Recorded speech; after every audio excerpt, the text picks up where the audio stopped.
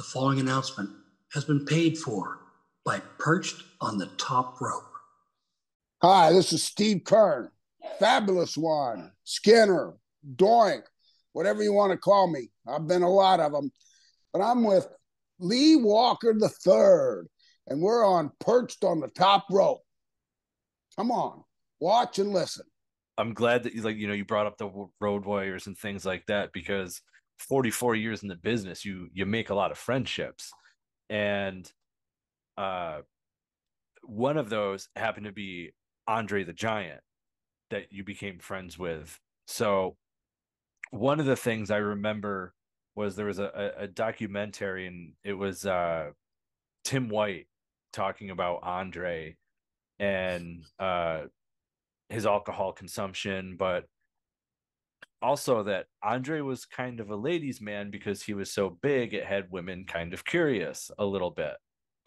The size of his hands and feet. So I'm a little curious. When Andre would come in work and you would team with him, did you ever have to pick up his bar tab? Or, can you confirm that Andre was kind of a ladies' man? Well, I don't know how anybody could lay down with Andre. I don't know if you ever smelled Andre's breath, but whatever he was eating wasn't going good with his breath. And I actually was in the Playboy Club with him, and I was just probably in my early 20s. And the women were all over him. All the Playboy bunnies were all over him. Oh, Andre.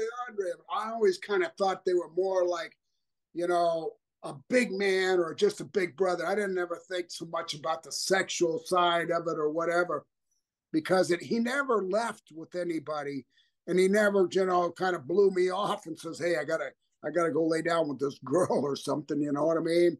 So I never saw that side of him. The drinking side, I saw, but I never saw Andre lose control.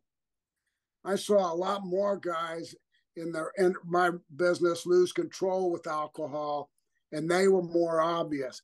And I mean, I was always peer pressured in my early life to drink, with everybody. Drink. And I wasn't really much of a beer drinker. I mean, in high school, of course, I did get arrested when I was underage drinking, but everybody at the party was drinking, and I just didn't feel like running. So I went to jail.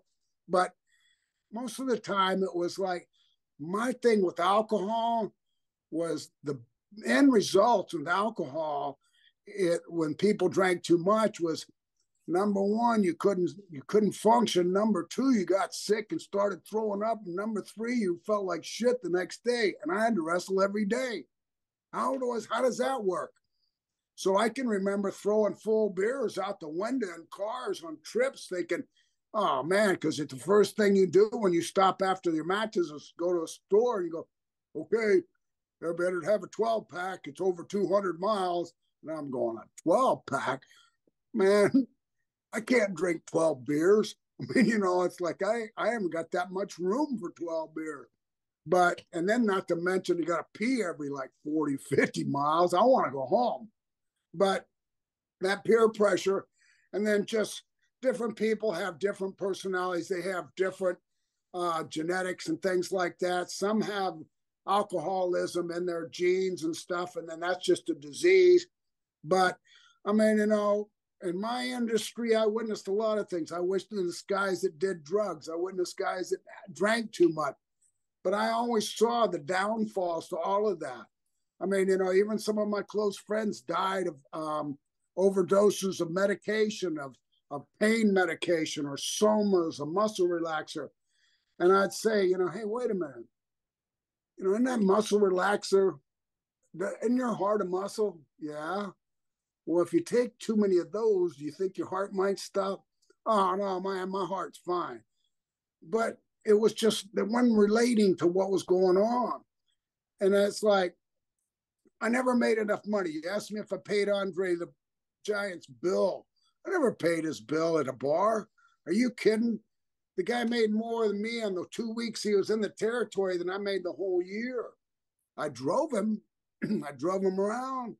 Me and Don Morocco drove him to Tallahassee. I mean, Don Morocco and I were a little bit more on the same level. We both smoked marijuana. We got Andre to smoke marijuana in a van. And the reason he didn't smoke is because his fingers were so big, he didn't want to pass a joint because he'd burn his finger. We brought a bong. We brought a bong one night and we lit that giant up. And that was a big mistake because you never gone to a bar with a high giant. I mean, it's like, that was a major mistake, learned by mistakes. And that's what I did. But Andre was a great guy. And here's the thing about Andre. If Andre liked you, he loved you. If he didn't like you, he hated you. And I was on that like list. And I've got pictures, and I know in the book you see pictures of me from different ages, and you see that Louis Andre, his head looked like a shopping bag when I first met him. He was huge. His head looks huge, but if you look forward into it, his head starts looking smaller and his body keeps getting bigger and bigger and bigger. But I had so much fun with him because I accepted him as a real person. And I also had fun with the midgets, but I always also felt sorry for him in a way because Andre couldn't go nowhere without being the center of attention. The midgets couldn't go nowhere without, oh, look at those cute little guys. And I felt sorry for them because they were spectacles to a certain degree. They couldn't overcome their look. They couldn't put a hat on and all of a sudden now, oh, you don't know who I am, do you? First of all, to find a hat that fit Andre the Giant, where they'd make one of those, take an old beach ball and cut it out or something. But anyway. Yeah, right. Or you're manhandling that cat, you're going to get in trouble. I think it's dinner time. That's why now they're all starting to come around me. They're gonna have to wait. But yeah, I was always, you always hear the stories with Andre the Giant, everything like that, and I always just thought it was curious. I was always just curious because, like one of the photos in the documentary, basically the girls were around Andre, like Arnold Schwarzenegger. Like, had him on it, he had him on his shoulders and stuff like that. And yeah, it was definitely like a photo shoot of some sort, but it was interesting to hear. So I wanted to see what there was any truth to that. And, hearing him at the, there might have been differences in who you were with at the time. Yeah. I mean, Timmy White wasn't a ladies' man. Timmy White was a great referee and one of my favorite people in my wrestling business, and I hated to see him pass, and I miss him. He was a really good man, but he was impressionable. In other words, he could be impressed by certain things, and Andre impressed him by women hanging all over him. He wasn't used to that. Timmy White wasn't used to that. But, I had Stan Lane as a partner. Just as many women hung on Stan Lane as hung on Andre. What are you kidding? So, I mean, I didn't see that side of him. And the alcohol thing, same way. I know Andre could drink a lot. I had to go buy it. I mean, a bottle of Crown Royal was just an appetizer every night. And I had no way I could buy a bottle of Crown Royal.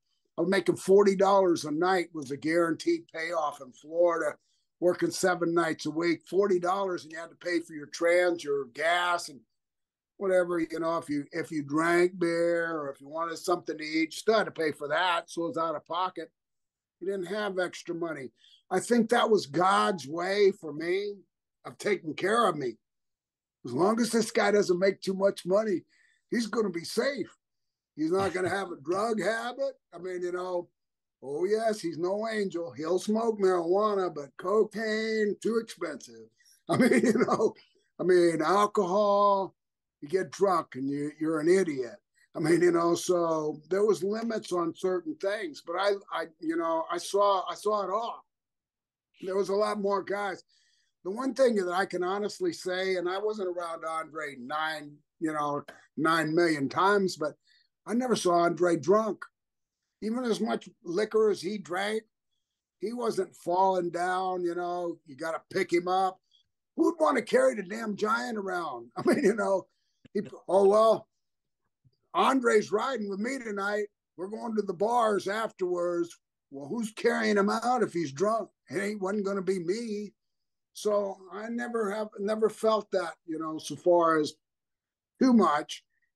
I did with a lot of other people, and they ended up spending the night at that bar and calling me the next day. Hey, come back and get me, will you? I'm not carried out.